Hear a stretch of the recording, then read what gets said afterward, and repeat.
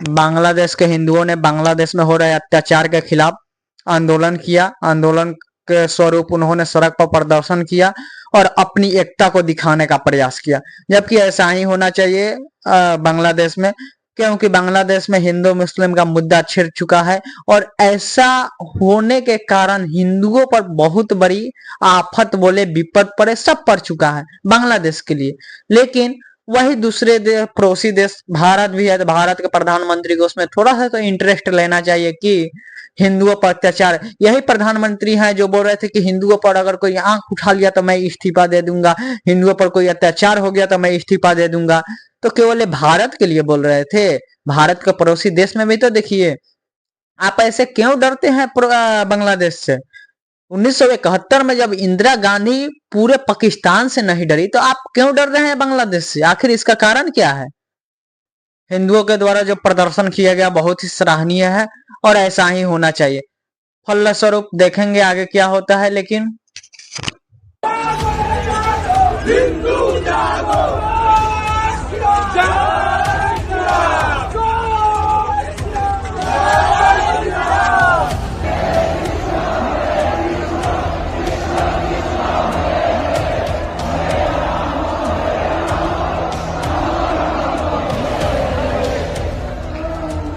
तो सुनिए आपने हरे कृष्णा हरे रामा की ये गूंज। ये बांग्लादेश के वही हिंदू हैं जिन पर पिछले दिनों काफी अत्याचार किया गया है, इनके साथ मारपीट की गई है, इनके घरों में तोड़फोड़ की गई है, यहाँ तक कि हिंदू मंदिरों को भी तोड़फोड़ दिया गया है। उसके बाद अब ये हिंदू जो कि सड़कों पर उतर आए हैं अपने प्रोटेस्ट को लेकर। आपको बता दें कि शेख हसीना की सत्ता के अंत के साथ बांग्लादेश में हिंदुओं के खिलाफ जमकर हमले हुए, मंदिरों को आग के हवाले किया तो हिंदुओं के इलाकों में जमकर तोड़फोड़ हुई। हालत इस कदर खराब हो गए कि भारत बांग्लादेश सीमा पर पड़ोसी देश के हिंदू समाज के लोग शरण मांगने के लिए इकट्ठा हो गए।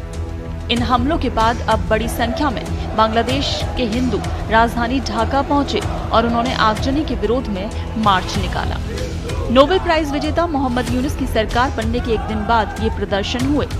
बांग्लादेश की आबादी में जहां लगभग 8% हिस्सा हिंदुओं का है, हिंदुओं को बचाए जाने की मांग वाले पोस्टर लेकर ये लोग सड़कों पर आए।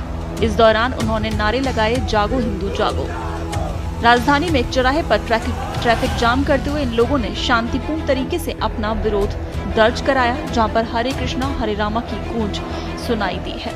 एक बार फिर से सुनिए कि किस तरीके से ये लोग अपने आप को सुरक्षित रखने के लिए सड़कों पर उतरे हैं। हिंदू जागो,